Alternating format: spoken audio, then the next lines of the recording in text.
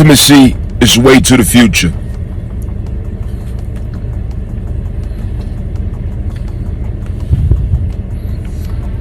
If we can't align with intimacy, we can't reach goal.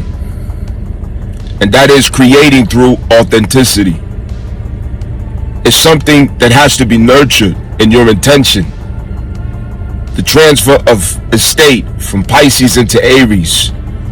It's a critical transfer that requires the critical details and consideration of Capricorn.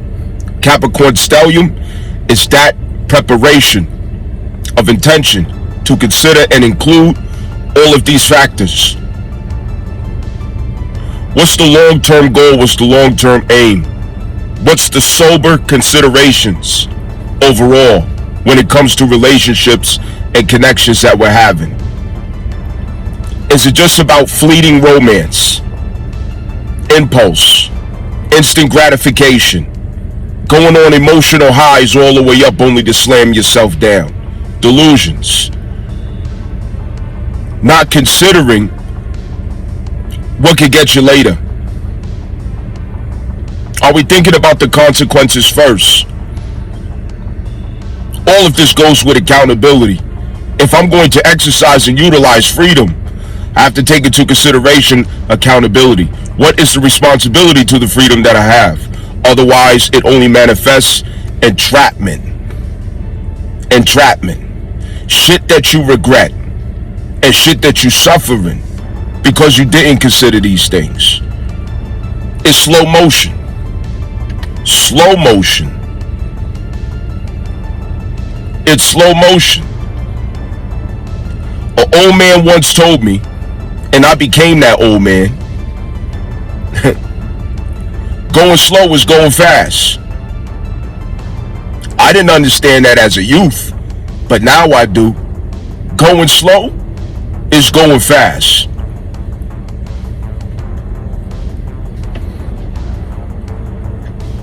Going slow, going fast, it's a lot of shit you don't have to come back and do over again. You're in a rush, impulsive. Consider this. South Node Virgo. What's it about? Think about it.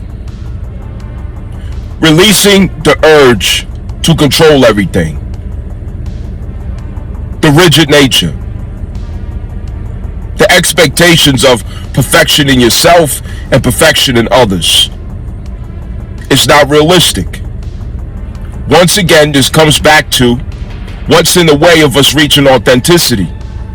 And without authenticity, we cannot show up in the 8th house effectively because it's not real. Scorpio doesn't deal with anything that's not real. It has to be real to fuck with Scorpio. Your Scorpio algorithm and 8th house, only authenticity can approach it. When you go into the 8th house, you got to take every fucking thing off. It's security measures in Scorpio. It's like going to the airport. Or worse than that. Post 9/11. Take all that shit off, then you could come in here. That's Scorpio. That's 8th house. Get undressed. Who are you underneath the mask? Who are you behind all of this perfection? Your perfect makeup, your perfect haircut, your labels and your nice outfits, your gold chains, your expensive watches, the status that you got on social media and all this other stuff. Where's the real person at? Let me connect with that one.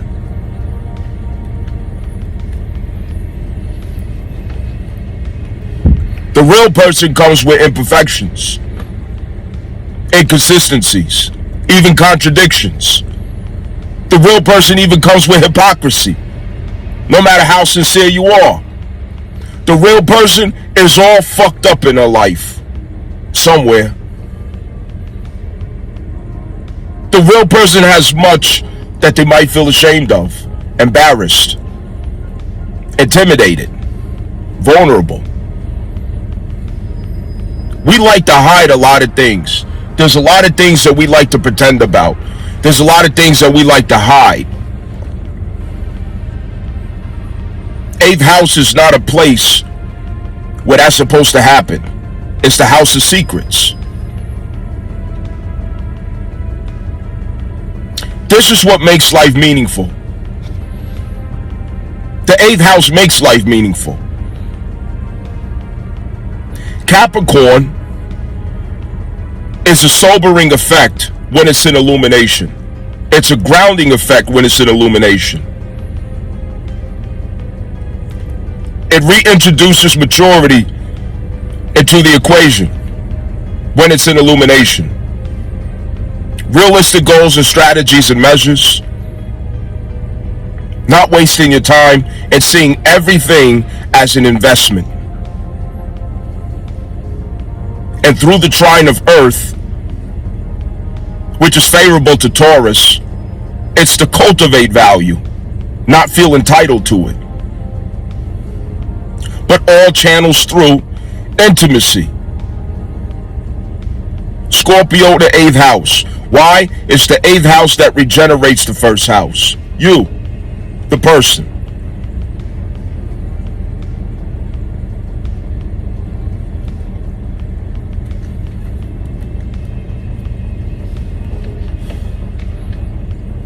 It's the eighth house that gives empowerment to the first house. You, the person. Intimacy is there. Just think. You accomplish something. Does it mean anything if you can't share that news with someone from the eighth house? You went to Egypt for the first time and touched the pyramids. You've always wanted to go there.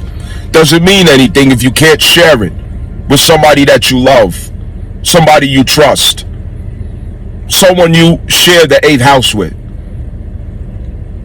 You have a victory or you have a downfall. Rather you go up to an extreme or down to an extreme. Life is not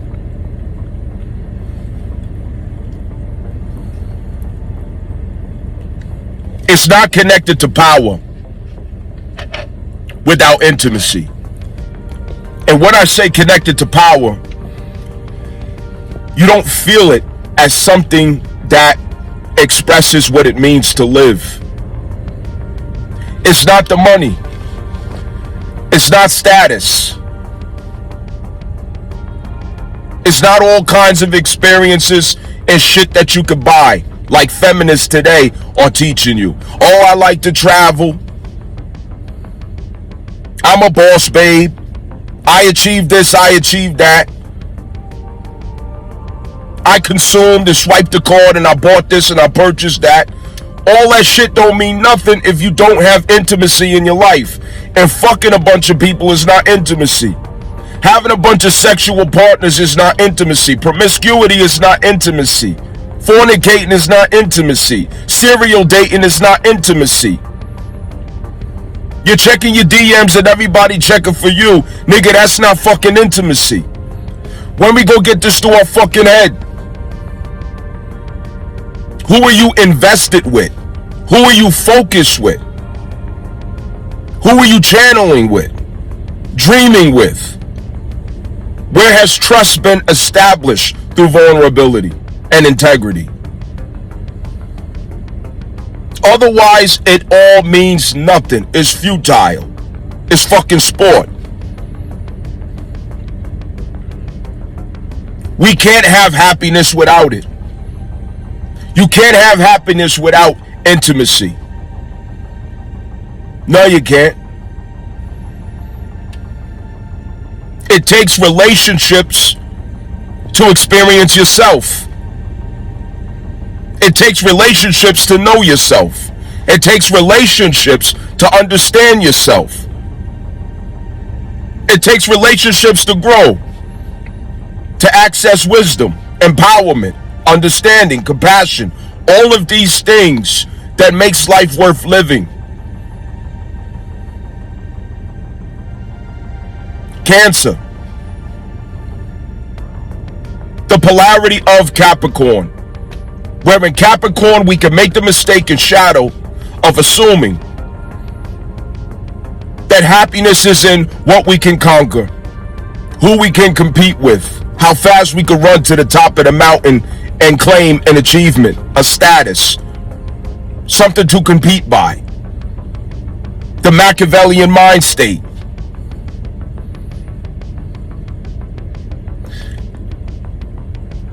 There's advantage in corporate monarchs for us to think that way, because it benefits them, not us.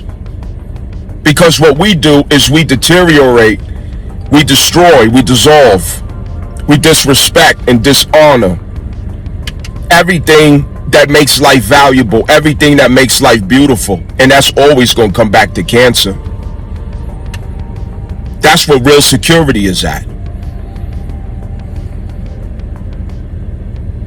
Knowing that we're not alone in this earth, and knowing that we have others to share the experience and transformational opportunities, the inspiration, the beauty of love, and all of the complex, mysterious,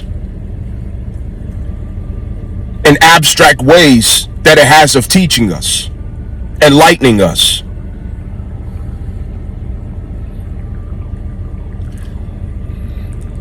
Astrology can show us a lot.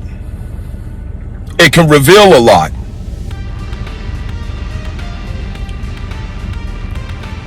But I believe that part of my assignment is to return astrology to authenticity. Astrology has been washed down by feminism. Gay motherfuckers and delusional bitches teaching astrology. And it don't do shit but pander to romanticize ideals of how you want life to be, but not considering what these planets are really expressing,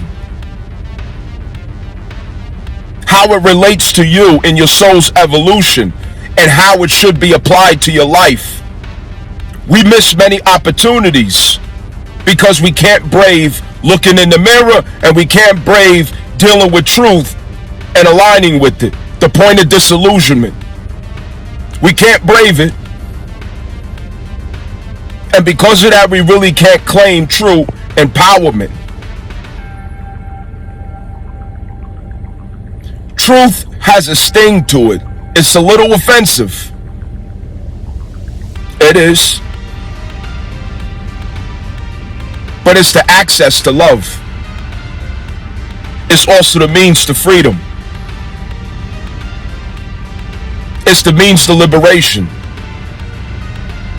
dignity, authenticity, and the claim of the status.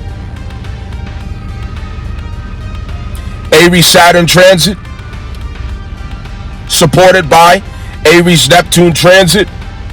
Status claim is up. It's right here. And you've got to have a mirror to look at yourself. You have to have a mirror to check yourself. You have to have a mirror to examine yourself, to keep yourself in right fitra. Y'all remember that word fitra, right? The higher form of yourself. That takes relationships. That takes other people. Who do you have in your life? Who are you allowing yourself to have in your life to keep you in that space? The right mindset, the right attitude, the right spirit that you know you need to be in. And it's not someone who charges you with oxytocin, serotonin, and fucking dopamine. Some of you are fucking drug addicts and don't know it. That's no different than somebody who's smoking a fucking crack rock. You need so much oxytocin, dopamine, and serotonin. It's like a fucking crackhead. That's not what the other person is for. So you could get your hit. That's your mirror. It's your only means of having a testimony, a witnessing, of who you claim to be, of setting a record straight of who you claim to be. And guess what? You got to renew it every single day. Just because you was that person you claimed yesterday don't mean that you're being it today. You want to be loved? Am I lovable today? You want to be respected? Am I respectable today? And if you're a Bible fanatic like I am, or a Holy Quran fanatic like I am, God says specifically from biblical text, which means man is to love his wife, and his wife is to respect her husband. That teaches us something. It teaches us that as men, it's my goal to renew my respectability every day. It's her goal to renew her lovability every day, if that's a fucking word. Am I lovable? Am I respectable? And since we both embody both forces of divine masculine and divine feminine, we both have the same assignments.